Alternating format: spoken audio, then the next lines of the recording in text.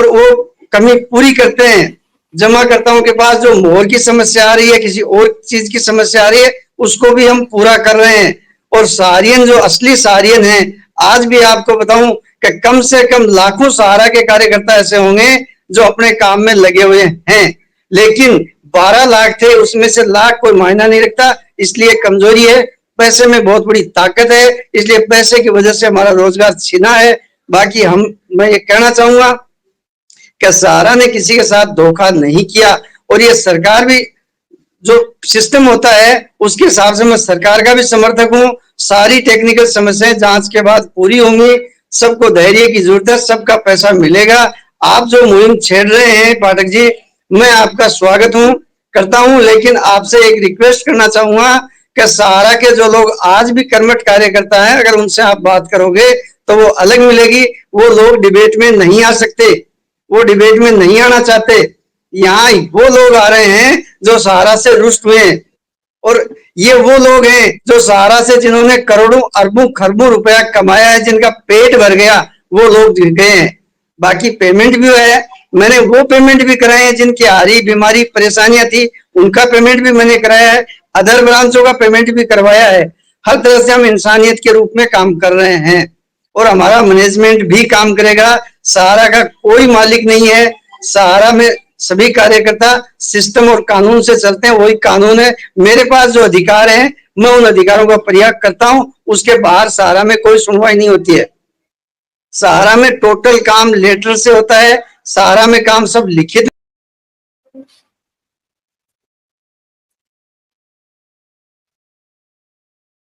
मिल पा रही है सर। अम्मीलाल झुंझुनू से बोल रहे थे, और जैसा मैंने कहा कि मैं पूरा मौका देता हूं। हाँ अम्मीलाल जी, मैं एक सवाल आपसे पूछ लूं। और जी सर। बिल्कुल, मैं आप जो भी तथ्य कह रहे हैं, ना तो मैं काट रहा हूं, ना मैं समर्थन कर रहा हूं। मैं सिर्फ आपको मंच दे रहा हूं, आप अपनी बात कह रहे हैं, आपको पूरा हक है कहने का। मैं एक मीडिया के रूप में ऐसा नहीं हो सकता कि दूसरे की बात हम सुने नहीं, जरूर सुनेंगे। मेरा एक सवाल है आपसे, क्या ये बात सही है कि कल जब मेरी बातचीत हो रही थी तो ज्यादातर लोगों ने कहा कि एजेंट के ऊपर ये दबाव होता था, जब मैच्योरिटी का पैसा अपने क्लाइंट को देना होता था तो उनको कहा जाता था कि आप 5 लाख रुपए अगर देना है तो आप 5.25 लाख 5.5 लाख रुपए मार्केट से लाइए, उसी पैसे से हम आपको पहले वाले एजेंट को देंगे। ऐसा होता था?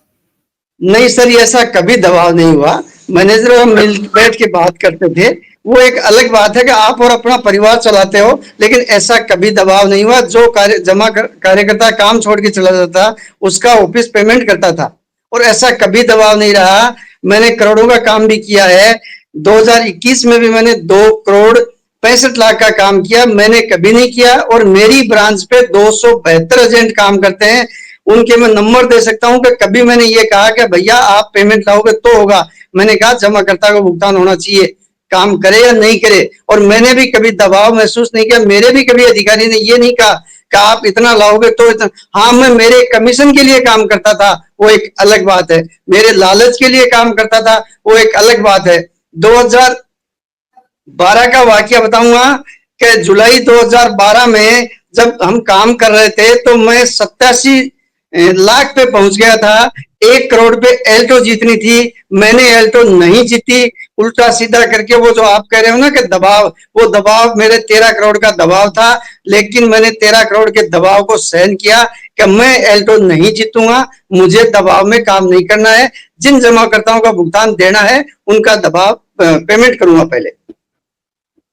और आज ये लोग अपने सौजन्य जो आप अमी जी, अपने सौजन्य से जो आप पैसा लाते थे क्लाइंट से, तो क्या आपने जितने दिन काम किया, आप कह रहे हैं कि 1989 से आपका परिवार जुड़ा है और 1995 से आप जुड़े हैं, बहुत लंबा समय है, तो क्या आपने जो पैसे इन्वेस्ट कराए वो सारे पैसे आपने वापस करवाए एजेंट को मैच्योरिटी होने के बाद? बिल्कुल करवाया सर, आज तक करवाया। 2021 से पहले का मेरा कोई बकाया नहीं है। और मैंने आपसे कहा कि मैंने चेक से भुगतान लिया और चेक से भुगतान दिया, चेक से भुगतान लिया और चेक से भुगतान दिया। मेरा मैनेजर कई बार कह देता कि यार आप कैश ले जाओ। मैंने कहा नहीं, मुझे चेक लेना है और चेक ही पार्टी को देना है।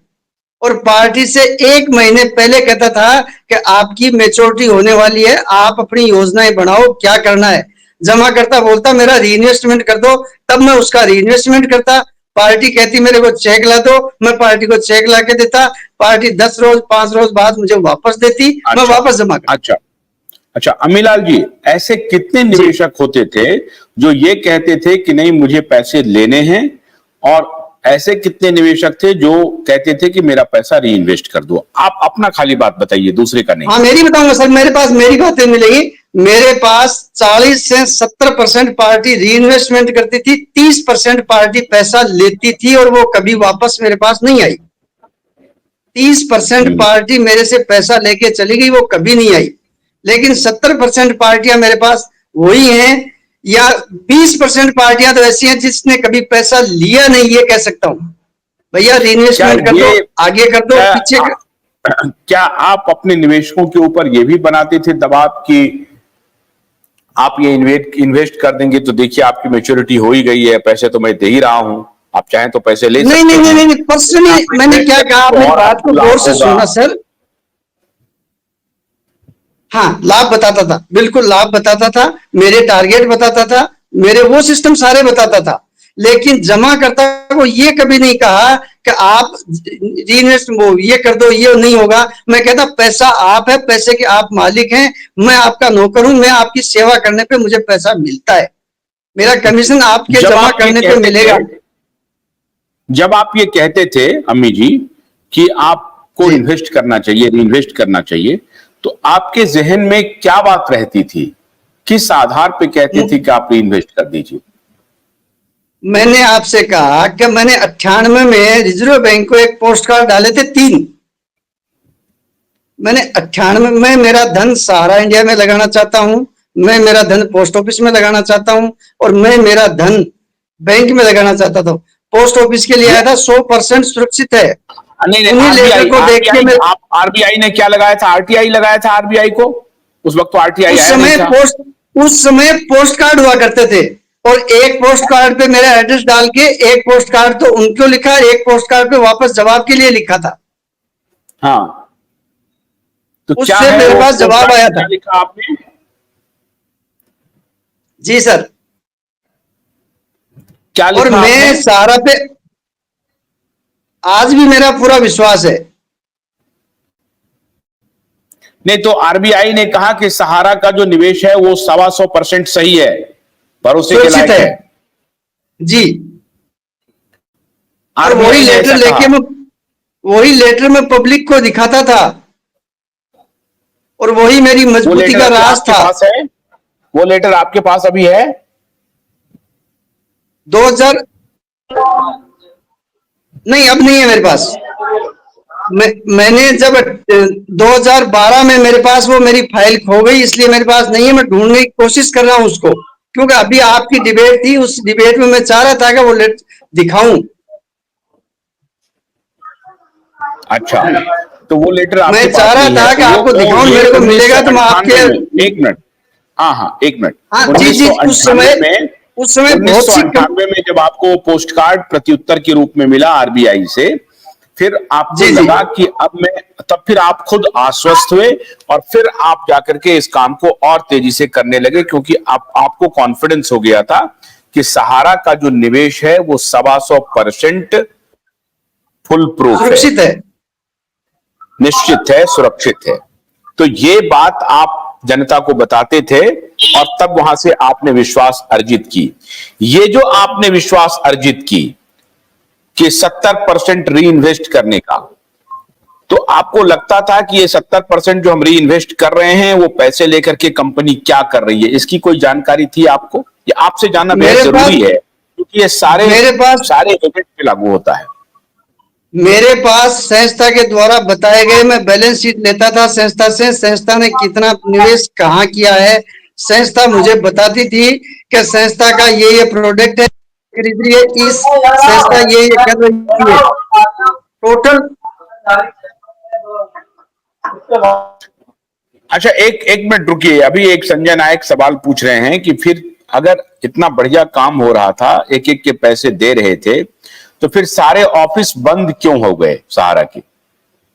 90% से अधिक ऑफिस। अमीलाल जी, अमीलाल जी का नेटवर्क थोड़ा सा ये हो रहा है।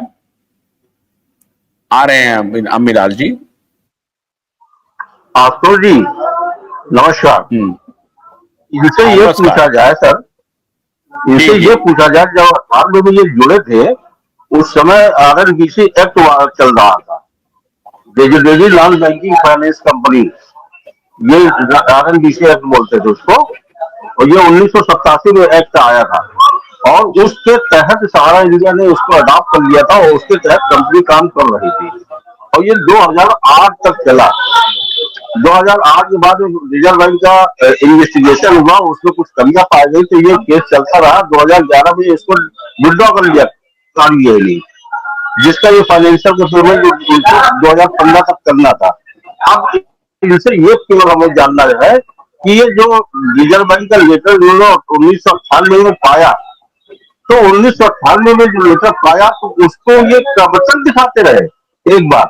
दूसरी चीज कि जब ये 98 में जुड़े थे तो केवल हम ये जानना चाह रहे थे कि ये केवल फाइनेंशियल की स्कीमों के तहत ही काम होता था उस समय आरएनबीसी एक्ट में, फाइनेंशियल कंपनी। अब जब ये काम कर रहे थे जाहिर सी बात उस समय सिल्वर ईयर लाभ योजना भी आई थी, सहारा 14 भी आई थी, डीटी स्कीम भी आई थी।